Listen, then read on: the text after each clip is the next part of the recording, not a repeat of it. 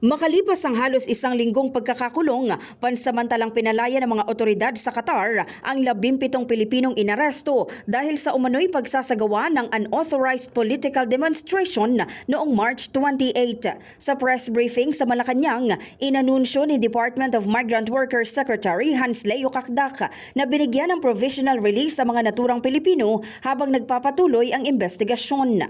We report today that, of course, based on the President's directive to secure the immediate release of the 17 who are still detained, the Qatari authorities, in two separate batches, the males at around 2:30 a.m.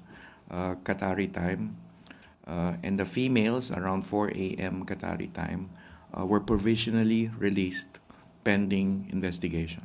Paglilinaw ni Cacdac, wala pang naisasampang kaso laban sa mga ito kaya nabigyan sila ng provisional release. No charges have been filed. In fact, the President, when he gave us instructions to secure immediate release, was pointing out the matter on whether or not charges had indeed been filed. And so our legal counsel in Qatar had put forward this point and to the Qatari authorities. Bagaman pansamantalang pinalaya, sinabi ni Cacdac na hindi sila pinahihintulutan na makaalis o makalabas ng Qatar.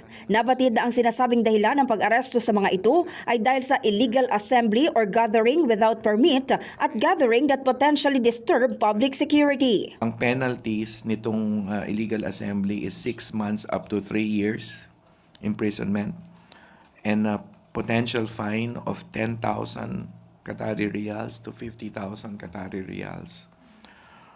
Subject, of course, to the recommendation of the prosecutor and the discretion of the Qatari Criminal Court.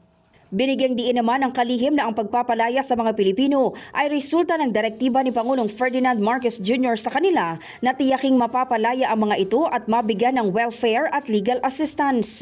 Part of the legal assistance that have been so carefully directed by the President is to put up the best legal defense for our 17 kababayans. Sa huli, nagpaalala ang DMW sa mga OFW na sundin ang batas sa kani-kanilang mga host countries.